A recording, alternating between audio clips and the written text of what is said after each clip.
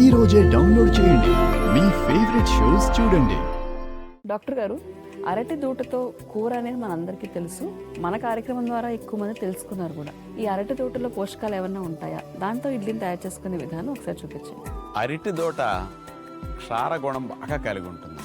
మన ప్రేగుల్లో యాసిడ్స్ వల్ల వచ్చిన ఇరిటేషన్ తగ్గించడానికి, ప్రేగుల పొరల్లో గ్యాపులు ఉంటే వాటిని తగ్గించడానికి కానీ, గుడ్ బ్యాక్టీరియాలు పెంచి బ్యాడ్ బ్యాక్టీరియాలు తగ్గించే గుణం అరటి తోటలో ఎక్కువ ఉంటుంది. ఓకే. హై ఫైబర్ కాబట్టి అరటి తోటను కూడా మనం వంటల్లో వాడుకునే సాంప్రదాయం ఏనాటి నుంచి ఉంది.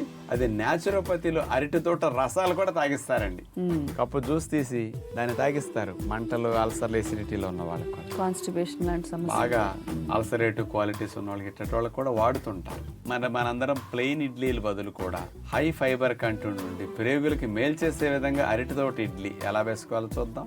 అరటి దోట ఇడ్లీ తయారు చేయడానికి కావలసిన పదార్థాలు: అరటి దోట ముక్కలు 1 కప్పు, నానబెట్టిన పెసరపప్పు 1/2 కప్పు, కొబ్బరి తురుము 1/2 కప్పు, పెరుగు 1/2 కప్పు, ముడిబియ్యపు రవ్వ 1/2 కప్పు, పచ్చిమిరపకాయలు 3, అల్లము తురుము 1 టేబుల్ స్పూన్, నిమ్మరసం 1 టేబుల్ స్పూన్, వంట సోడా కొద్దిగా.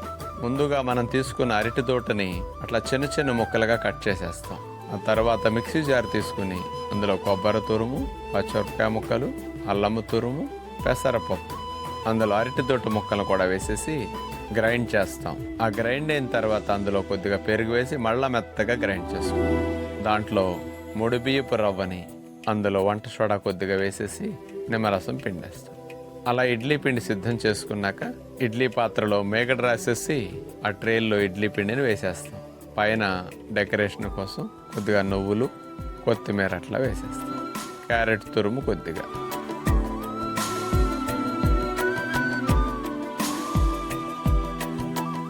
గుడ్ బ్యాక్టీరియాలని పెంచడానికి, సుఖ విరోచన అవటానికి ఈ అరటితోటి ఇడ్లీ చాలా ఉపయోగపడుతుంది. స్పెషల్ ఇడ్లీ ఈసారి ఇట్లా ట్రై చేయండి. లివర్ కూడా డైజెషన్ పని అయిపోయింది అనుకోండి, ఇక స్టమక్ పొట్టా ప్రేగులన్నీ ఖాళీ అయిపోతే లివర్లో ఇన్సులిన్ లైక్ గ్రోత్ ఫ్యాక్టర్ అని రిలీజ్ అవుతుంది. IGF-1 అంటారు. ఈ IGF అనేది రిలీజ్ అయితే ఇదేం చేస్తుందో తెలుసండి, మన ఎముకల్లో ఉండే బోన్ మ్యారోని స్టిమ్యులేట్ చేస్తుంది.